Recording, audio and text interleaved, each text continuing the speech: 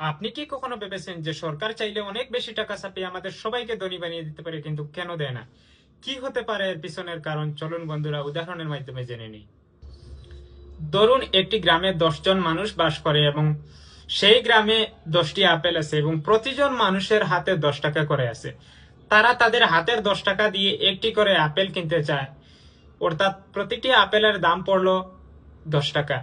তখন হঠাৎ সরকার তাদের প্রত্যেকের অ্যাকাউন্টে 90 টাকা করে আরো দিয়ে দিল, তখন তাদের হাতে হয়ে গেল 100 টাকা করে। তা দেখে আপেল বিক্রেতা বুঝতে পারলো যে আপেলের সাপ্লাই কম আর ডিমান্ড বেশি, দেখে সে আপেলের দাম বাড়িয়ে 100 টাকা করে দিল। অর্থাৎ তোমার কাছে টাকাও 10 গুণ বেড়েছে, আবার জিনিসের দামও 10 গুণ বেড়ে গেছে।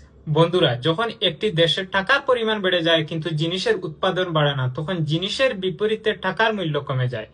টাকা বেশি চলে আসলো মানে তুমি কোটিপতি ঠিকই হলে, কিন্তু এ টাকা দিয়ে কিছুই বেশি কিনতে পারলে না। এরই নাম হলো ইনফ্লেশন বা মুদ্রাস্ফীতি। জার্মানি, জিম্বাবুয়ে, ভেনেজুয়েলার মতো দেশের সরকার এমনটাই করেছিল। অনেকগুলো টাকা ছাপিয়ে পুরো জনগণের মধ্যে বিতরণ করে দিয়েছিল। এর ফলস্বরূপ লোকজন ব্যাগ ভর্তি টাকা নিয়ে যেত একটি মাত্র রুটি কিনতে, ঠেলাগাড়ি করে নিয়ে টাকা যেত বাজার করতে, যেখানে এর বিনিময়ে এক ব্যাগ রেশন নিয়ে আসতো।